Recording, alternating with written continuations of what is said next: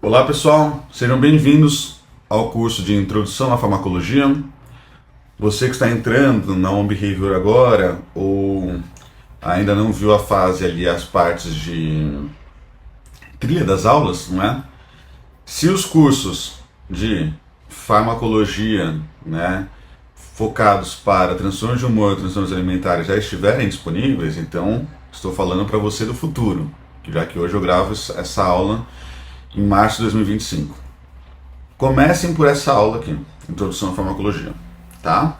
Comecem por essa aula porque ela é a base para a gente depois entender os tratamentos ali através, né, de medicações para transtornos psiquiátricos, ok? Então vamos entender primeiro, né, quais são algumas definições, terminologias para a gente conseguir progredir através do entendimento de o que são fármacos, o que são receptores, agonistas, antagonistas, competição enzimática, novos fármacos, tá? Então vai ser uma introdução bem completa. Farmacologia, na verdade, é o estudo de substâncias que interagem com sistemas vivos por meio de processos químicos, né? Então, aqui a gente está falando principalmente de farmacologia médica, né? E aí, esses fármacos, muita gente pensa que é só o que você vai comprar na farmácia, né? Ah, é o Buscopan que eu estou indo na farmácia, pegar um Rivotril. Não, pessoal. Quando a gente fala de comportamento, tem vários fármacos que são testados, são usados que não são disponíveis a nível comercial, tá? Ah, eu quero testar um competidor enzimático aqui, muito potente, né? Que vai atuar em vias neurológicas. Eu não posso disponibilizar isso para o grande público, que é muito arriscado, ele não foi nem liberado para isso, né? Então a farmacologia ela também tem um papel muito importante na pesquisa laboratorial, tá? Então os estudos ali pré-clínicos, eu quero ver como que a curcumina vai atuar num animal aqui no modelo que tem o excesso de radicais livres no encéfalo. Então esse excesso de radicais livres, essa toxicidade pode ser causada por um fármaco também, que obviamente não é liberado a nível comercial, né? A toxicologia é um ramo, ele deriva da farmacologia, né? Que é para avaliar os efeitos indesejáveis de um fármaco, tá? No caso de produtos químicos por si, né? Então, todo fármaco vai ter um efeito tóxico. Isso a gente vai avaliar na questão de dose ali, né, terapêutica, tá? Mas todo fármaco vai ter um efeito mais tóxico ou menos tóxico, mas ele existe, né? Aquela velha frase de a diferença entre o remédio e o veneno é a dose, né? Então, o que é um fármaco, né? Ele é uma substância química de estrutura conhecida que não seja um nutriente ou ingrediente, tá? Ou o essencial da dieta, né, um ingrediente essencial da dieta, e produz um efeito biológico, tá? Então, basicamente, é uma substância química conhecida que produz um efeito biológico, né? Pode ser obtido de maneira sintética, pode ser obtido a partir de plantas ou animais. Metformina, né, veio a partir de planta, tá? Os análogos de LP1 atuais, né, eles vêm através ali de uma análise de saliva, né, de um animal, tá? Então, cuidado também com essa ideia naturalista de, eu quero tudo mais natural, eu quero ali através de plantas, né? O que importa pra gente aqui é o desfecho, né? Os riscos e benefícios, tá bom? Isso é um fármaco. Um medicamento é uma preparação química, tá? Fármaco não é igual a medicamento, tá? O fármaco é aquela substância química, aquela estrutura, né, sintetizada, enquanto que o medicamento vai ter mais coisa ali. Vai ter uma cápsula que tem lactose, tá? Isso é um medicamento. Então os medicamentos vão ter o recipiente, conservante, solvente junto com o fármaco, ali o princípio mais ativo, tá bom? Então não confundam, tá? Remédio serve para muita coisa, né? Remédio é até um termo mais leigo, né? Aí você fala, não, alimentação é remédio? No sentido de remediar, é. Treinamento é remédio? No sentido de remediar, é. Tá? Mas aqui a gente vai usar principalmente os termos fármacos e medicamentos, ok? Fármaco, princípio ativo, medicamento, princípio ativo, né? Mais outras substâncias como os recipientes, conservantes, solventes, tá? Bom, a farmacologia ela nasceu como ciência mais ou menos no século XIX, tá? Muita experimentação. Não era ali utilizando as crenças, né, do extraordinário, né, de isso aqui é ali uma questão ligada ao universo, aos deuses, não, tá? Mas antes disso já haviam os remédios, né, que tentativa de remediar, à base de ervas, por exemplo, tá? Então isso aí já tinham ali tratados, né, já tinha um mercado de boticários, né? Por isso que o pessoal tem muito essa ideia de é um conhecimento mais antigo, né? Então vou confiar mais, né? Bom, baseadas em aulas ali, né? Focadas em prática baseada em evidência, a gente sabe que não basta ser antigo, né? Tem que ter a prova de que realmente é útil, realmente faz sentido utilizar aquilo, né? Pensando em questões de saúde, riscos, benefícios, enfim. Nós temos como fármacos, né, vários tipos de substâncias, tá? Isso a gente vai ver também como muda a questão de receptores, né? Um fármaco que se liga em receptores mais rápidos, né? Um benzodiazepínico, né, já tem um efeito mais rápido. Um outro fármaco que tem um efeito mais lento, né? Um outro fármaco que tem ali uma meia-vida até que rápida, tipo uma fluoxetina, uma sertralina, né? Que são os inibidores de recaptação de serotonina, mas o efeito é mais lento, tá? Então tem vários tipos de fármacos de administrações que a gente vai conversar aqui, né? Mas várias substâncias que a gente tem no nosso organismo são também fármacos. Insulina, né? T4, tiroxina, né? A gente vai na farmácia e vai ter o quê? O Puran, por exemplo, né? Então são hormônios endógenos que são isolados e administrados, tá? Muitos fármacos também, igual eu falei, não são usados em pesquisa, né? Mas eles são úteis, não são usados no dia a dia, mas são úteis em pesquisa, tá? Próprias toxinas também podem ser consideradas fármacos, dependendo ali, né, da ferramenta que se usa. E droga, Felipe, o que é droga, né? Na linguagem mais popular, droga é aquilo, é uma substância psicoativa, né? Uma maconha, um êxtase, né? Mas na linguagem científica não é bem assim, né? Na linguagem a gente vai tratar ali, científica, né, droga, como também, né, uma parte farmacológica, tá? Um Rivotril, né, tem uma droga ali, tá? Não quer dizer que está fazendo mal, né? Os venenos, eles caem dentro dessa definição de droga, que todos os fármacos são venenos, apenas a dose que diferencia, né? Só que os venenos, pessoal, também podem ser agentes terapêuticos, né? Por exemplo, eu estou com umas marquinhas aqui, né? Ó, a idade está pesando, né? O que eu posso aplicar? Toxina botulínica, tá? É um veneno, né, que tem uma dose letal, mas que utilizado em doses mínimas nessa aplicação, né, subcutânea, acaba sendo ali como efeito terapêutico estético, tá? Quando a gente tem contaminação também, podem ser usados fármacos ali que são quelantes, né? Então podem diminuir o risco, tá? Então não tratem aqui droga como se fosse essa questão de substância psicoativa causa dependência não, tá bom? Bom, a gente teve a descoberta, né, das bactérias pelo Pasteur lá em 1878, né? Depois tivemos até um método de pasteurização, né, bem importante para a segurança e qualidade do leite, né? E aí, através dessas pesquisas, né, sabiam-se então que várias doenças eram causadas por bactérias, tá? O primeiro instituto de farmacologia foi criado dentro de uma casa, né, de um cientista aí, Rudolf Buchen, na Estônia, né? E aí a ideia dele era compreender questões mais naturais. Então, os tratos botânicos mesmo, igual eu falei, né? Então, século XIX, né? Era muita questão natural, né? Só que aí, nós tivemos depois um alemão chamado Friedrich Serturner, né? Que ele conseguiu purificar a morfina a partir do ópio, em 1805, tá? Pessoal, séculos atrás, né? Várias questões hoje que a gente vê como drogas de abuso não eram vistas assim, né? O Freud mesmo é conhecido também pelo uso de cocaína, tá?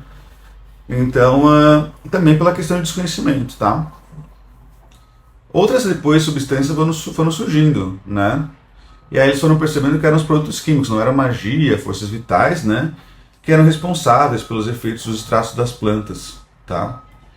Então, eles pensavam muito que, não, essa planta tem uma energia aqui, que vai fazer alguma coisa específica. Aí depois eles viram que não, que era o princípio ativo dessa planta, tá? Já no século XX, né, a gente começou a ter mais trabalhos de química sintética, mesmo que viria a revolucionar a indústria farmacêutica, né? Então começaram a ter os barbitúricos, os anestésicos, né? A quimioterapia antimicrobiana, né? Usada ali para tratar sífilis, tá? Começaram a tentar tratar o câncer de mama com chumbo, né? Então eles pensavam que, olha, os fármacos são tóxicos, beleza? Mas, né? Essa toxicidade é maior ali para uma bactéria, para uma célula com câncer. Tá? E aí tivemos o desenvolvimento dos primeiros fármacos antimicrobianos, né? E depois tivemos um ponto ali muito importante na história da humanidade, o desenvolvimento da penicilina durante a Segunda Guerra Mundial. Tá? Bom, então aqui a gente vê um gráfico com tudo que eu falei, né? Então até mais ou menos 1600 anos depois de Cristo, o pessoal pegava as medicações à base de ervas, né? E achavam que era a poção mágica, né? Depois disso, começou a ter comércio dessas ervas também, em 1600 anos, mais ou menos, né, depois de Cristo, e também a avaliação de produtos naturais. Só que ali, ao longo do ano de 1800 a 1900, foram avaliando melhor os produtos naturais, foram estudando química sintética, tá? E aí esses comércios de plantas foram crescendo, né? E hoje a gente tem a indústria farmacêutica, tá? Dentro da farmacologia, a gente vai ter estudos sobre patologia, fisiologia, bioquímica e biologia molecular. Tá? Por isso que hoje a gente tem uma graduação em farmácia, tá? Porque é muito complexo, ok? Bom, né? Nós temos então a alopatia, que é o uso de medicações ali com princípios ativos, né? E antes disso também, desse boom, né, de aprendizado químico, o pessoal defendia muito sangria, né, purgativos, tá? Eles tentavam meio que excretar a doença, né? E muitos pacientes morriam. Nós tivemos depois a introdução à prática da homeopatia no século XIX, né? E quais são os princípios da homeopatia? Que o semelhante cura o semelhante. Né? Então, se eu dou uma dose muito menor para algo que eu preciso de efeito, né? Meu corpo vai meio que se adaptando a isso. Uma dose letal muito menor, por exemplo, meu corpo vai se adaptar. E aí esse sistema usava fármacos em diluições de, assim, muito absurdas, né? 1 de 10 a potenciação de 60, né? Então é muito, muito baixo, né? É difícil até pensar numa unidade para isso, tá? Quando a gente estuda farmacologia, a gente vê que essa diluição ali quebra qualquer ideia de dose terapêutica, tá? Essa diluição da homeopatia, né? Felipe, você está falando mal da homeopatia, é isso? É isso mesmo, tá bom? Não só faltam evidências, como a plausibilidade biológica é nula, tá? Bom, muita gente pode falar que, não, mas eu usei e melhorei. Isso aí serve para tudo, né? Por isso, na prática baseada em evidências, a gente sabe que relato de caso tem muito fator de confusão, viés do tempo, né? Viés de remissão espontânea da doença, né? Viés de aferição, enfim, tá? Bom, hoje nós temos essa rejeição, tá? Deste modelo, né? De homeopatia. E a gente, na verdade, tem uma busca pelo que realmente funciona, tá? No entanto, a busca por terapias alternativas continua crescendo, tá? Essa busca ali, ela ainda não necessariamente é focada em comprovação de eficácia, né? É muito focada em, eu quero algo mais natural, porque a indústria farmacêutica é vilã. Eu até preparei uma aula específica sobre aspectos da indústria farmacêutica aqui. Não existe isso de vilão e mocinho, tá, gente? A vida não é um episódio do Power Rangers, tá bom? Ah, então acaba que eu não, quando eu estou sendo tratado, eu quero na verdade saber se vai funcionar, quais são os riscos e benefícios, tá? É isso que eu quero saber. E muitos fármacos são sim extraídos de plantas e eles também têm riscos, não é porque veio da planta que é totalmente seguro, tá? Na farmacologia, nós temos várias derivações, né, e aspectos que formam ela, tá? Então nós temos a psicofarmacologia, que é o tema que eu vou mais focar aqui na Human Behavior, né?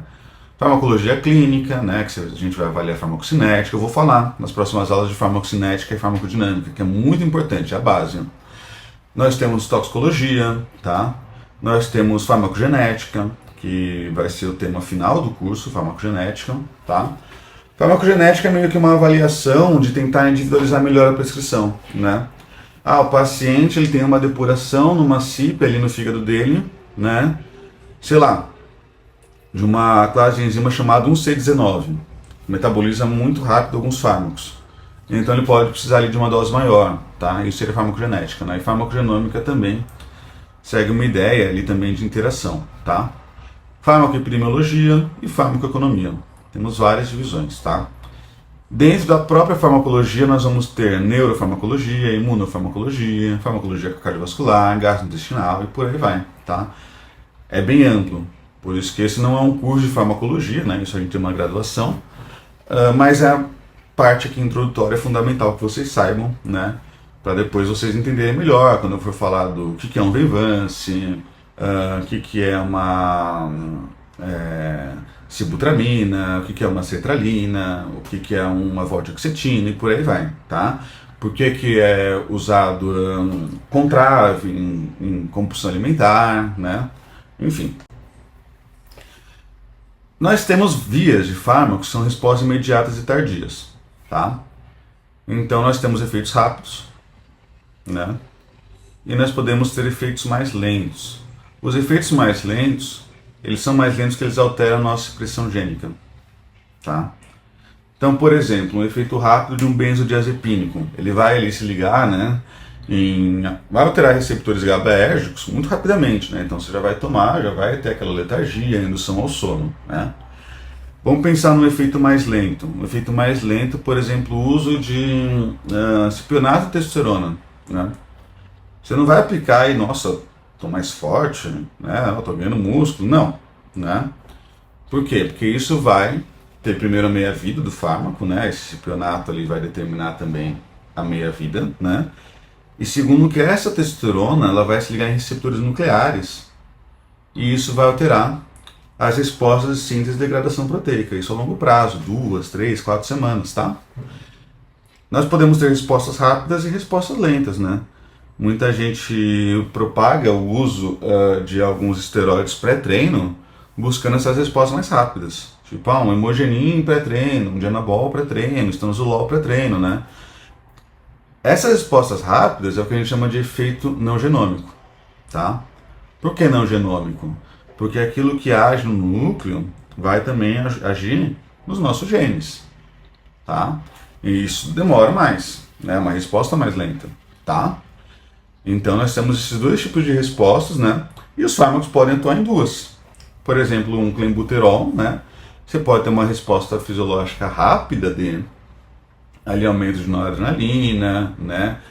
Sudorese, termogênese, e uma resposta lenta que seria o quê? Uma sensibilização ali dos receptores, né, adrenérgicos, tá? Não se preocupem se esses termos parecem confusos agora, porque ao longo do curso eu vou explicando mais, tá? Bom, então os fármacos, um princípio básico, né, é que essas moléculas têm que ter alguma influência química, tá? Tem que ter uma resposta fisiológica, né? Senão acaba que não tem resposta, não tem por que essa aplicação, né? E nós temos nos fármacos uma distribuição não uniforme. O que seria uma distribuição não uniforme? Eu tenho um fármaco, né? Eu vou desenhar aqui, tá? E aí, vamos falar que eu sou muito fã de magnésio, né? E ingeri magnésio, ele está no meu sangue. Uma distribuição aqui vai do sangue para os tecidos, então aqui pode ir para o meu encéfalo, né? esse magnésio pode ir para o meu músculo estriado esquelético, né? Esse magnésio pode ir para o meu músculo cardíaco, esse magnésio pode ir para os músculos lisos, tá? Então, avaliar no sangue, né, não necessariamente diz respeito ao quanto que vai ter a distribuição nos tecidos. Ele pode ter uma especificidade, né, daqui a pouco a gente fala melhor dos termos, tá? Por tecidos, tá? Isso eu falo muito nas aulas aqui da Human Behavior de esteroides de comportamento, né? Por exemplo, o uso de trembolona pode ter uma afinidade muito grande no encéfalo. Ah, mas tem no músculo no tecido adiposo. Sim, é um fármaco potente, né? Se não fosse, as pessoas não iam usar. Mas também pode ter uma especificidade no encéfalo. E aí, consequentemente, você tem mais riscos, tá? Então, uma pessoa que tem... Tá tudo... Duas pessoas usando a mesma dose de testosterona, e aí você avalia, sei lá, 3 dias após a aplicação, e no plasma está essa testosterona em 2.000. Dieta parecida, treino semelhante, só que a genética aqui também vai determinar para onde que vai essa testosterona, tá? Então não adianta pensar quanto mais no plasma melhor, porque, eu quero que vá para o músculo estriado esquelético, né? Mas a resposta aqui de receptores pode ser muito maior no encéfalo, pode ser muito maior no músculo cardíaco, tá bom? Isso a gente vai também estudar aqui na parte de multicompartimentos, que é fundamental para a gente entender melhor isso aqui, tá? Às vezes o termo receptor ele é utilizado para qualquer molécula-alvo que o fármaco vai ter, né? Então o fármaco vai se ligar num receptor, né? E aí vai trazer um efeito, tá? Então a gente tem ali os anestésicos, né? Que eles vão se ligar em canais de sódio, né? O uso de um fármaco muito usado ali como terapia para câncer, o metotrexato, que ele vai atuar numa enzima chamada de hidrofolato redutase, tá? Só que isso não é receptor, tá, gente? Uma enzima não é bem um receptor. Então, nesse caso, a gente usa o termo alvo farmacológico, nem sempre vai ser um receptor, né? Muita gente acaba falando isso de uma maneira errada, né?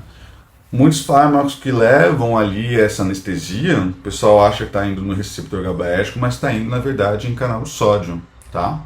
Mas a gente vai ver melhor isso aqui. Isso é importante, tá? Não é só chatice bioquímica, não, né? Muitas superfícies ali de células vão ter ali receptores de célula T, né, células imunes, tá? Receptores Toll-like, que é uma interação célula-célula, né, para fazer uma diferenciação celular, por exemplo, um crescimento, né? E esses receptores eles são diferentes também, tá? Eles têm proteínas na sua superfície. Então temos vários tipos de receptores que a gente também vai conversar, mas muitas vezes o alvo farmacológico não é receptor, tá? Muitas vezes pode ser uma enzima, tá bom? Então, basicamente, um fármaco é uma substância química que, quando aplicada no sistema fisiológico, vai afetar seu funcionamento, para o bem ou para o mal, né? Com algumas exceções, os fármacos vão agir em receptores, em enzimas, em carregadores, em canais iônicos, tá? Todo mundo acaba chamando isso tudo de receptor, né? Todo mundo entre aspas, né? Mas, na verdade, receptor a gente vai ver que não é só isso, tá? Não é bem uma enzima, né? A especificidade é muito importante, tá? Como é que eu tomo uma medicação para dor? Ele sabe exatamente, essa medicação sabe exatamente onde está doendo. Não é que ela saiba exatamente onde está doendo. É porque no local da dor, né? Você toma uma medicação oral.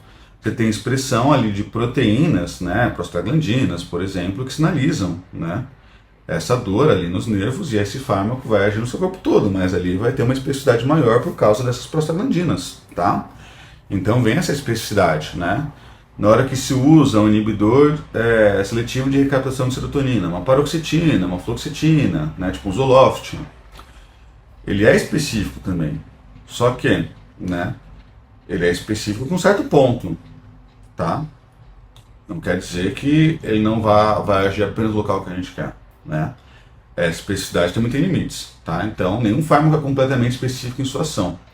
Muitas vezes você tenta aumentar a dose, você acaba tendo mais colateral, tá bom? Então não dá para pensar que a gente tem uma especificidade ali 100% não. Toda substância pode ser tóxica, tá? Independente se é botânico ou não, né? Então não é diferente ali se usar fármacos fabricados por moléculas sintetizadas de plantas, vai ter uma toxicidade, né? a gente não fica debatendo a origem, não. Tá? Então não deve haver uma separação entre medicina científica e medicina alternativa complementar. Tudo tem que ser testado por ensaio controlado randomizado. Tá? Tudo tem que ser testado por estudos assim, independente da origem. Né? Não é porque veio de uma planta que necessariamente vai ser seguro, saudável. Muito cuidado com essa ideia naturalista. Tá? O uso de proteínas como agente terapêutico não é uma ideia nova, como eu falei da insulina. O próprio GH, né? O GH ele era extraído de pituitária de cadáver humano, mas isso trazia um risco muito grande, né? Que era a doença de Creutzfeldt-Jakob, né? Então, hoje a gente sabe que ele é isolado, tá? Hoje ele não é mais tratado ali, né? Através da retirada de cadáveres, tá? E hoje também a própria insulina, né? Nós temos várias linhas terapêuticas, inclusive acabou de sair no momento que eu gravo essa aula, né? A insulina com aplicação semanal, né? A gente tem várias com aplicação diária, meia vida longa, meia vida curta, e agora a gente já tem com aplicação semanal. Isso é engenharia genética, isso é muito importante, isso ajuda muito, né? Até na própria facilidade de adoção à terapia ali pelo paciente, tá bom? Então nós temos um produto químico, isso é farmacocinética, tá? Esse produto químico pode agir no ambiente, em cadeia alimentar. O rio está contaminado, né, com aqui alguns produtos químicos, né? O rio está contaminado com agrotóxicos, né? Enfim, tá? E aí vai atuar na cadeia alimentar. Isso é o que a gente avalia na toxicologia ambiental. É claro que eu não vou entrar nesse assunto, nem é o assunto que eu domino, né? Mas eu vou entrar no assunto de produto químico, paciente, tecidos alvos que a gente busca, tecidos não alvo e riscos colaterais terapêuticos, né? E é isso que a gente vai estudar aqui, tá? Até porque muitos pacientes que a gente pode pegar na clínica, eles podem vir com o uso de fármacos, né? E ter também colaterais incômodos, tá? O Ozempic, ele tem como colateral o quê? Né? Diminuição da fome, se você não está buscando necessariamente isso. Como assim, Felipe? Por exemplo, o pessoal fala, isso é um benefício do Ozempic, né? Não é um colateral. Depende. No estudo que testaram a semaglutida para transtorno pelo uso de álcool, inibição da fome foi um colateral, porque uma pessoa que tem um abuso de álcool, ela pode ter um risco para desnutrição, tá? Os outros colaterais que a gente vê mais comumente na obesidade, na diabetes tipo 2, né? Náusea, constipação, né? Dores gastrointestinais, enfim, tá? Então, colateral a gente tem que avaliar também para cada pessoa, para cada efeito, né? Uma pessoa muito libidinosa, um colateral de um fármaco depressivo que é diminuir a libido, para essa pessoa pode ser útil, tá? E a gente tem sempre desenvolvimento de regulação de fármacos, tá? Então, para o fármaco ali ser desenvolvido, ele requer a descoberta de um novo alvo medicamentoso. Um processo fisiopatológico, um substrato de uma doença, né? Por exemplo, a descoberta ali de... Se você mantém o GLP-1 funcionando mais ativamente, né? Porque o GLP-1, que é o peptídeo similar ao glucagon, ele é aquele cara que serve dos fármacos para a obesidade atualmente, né? Não só ele, né? GIP, enfim. Quem degrada ele é uma enzima chamada DPP4, dipeptidil peptidase 4, né? Então foi visto através desses inibidores que se você inibe a degradação, que ela vai degradar ele, você aumenta a ação dele. Isso dá mais saciedade. Mas essa via de inibir a degradação dele não foi tão potente assim. Mas aí descobriram através ali da extração, né, de vias de um animal, né, de um lagarto, que aumentar o GLP-1 por si era muito benéfico, tá? Dentro da própria obesidade, né? E aí começaram até a aumentar o tempo de ação, né? Antes a aplicação do dexanatida, né? Liraglutida, era todo dia, né? Aí começaram a usar a aplicação semanal, né? Começaram a testar ali, né? No que viriam ser os fármacos que a gente tem hoje, tá? Eu falei os nomes ali atuais, né? Mas obviamente que tudo isso teve uma história, tá? E aí, né? Muita gente briga, critica a Big Pharma, né? Porque são corporações multibilionárias que se especializam nisso, né? Só que, gente, não é fácil você descobrir isso, tá? Você gasta uma baita grana, muitos fármacos estudados não chegam no mercado, né? Ah, por que não estudam as plantas? quem fala isso tem que abrir o PubMed, tá? Não leve a mal, mas é verdade. Tem que abrir o PubMed e ver que tem muito estudo sim. Só que não é atrativo, né? Por quê? Porque os estudos são fracos, são pequenos, não tem grande, não é promissor.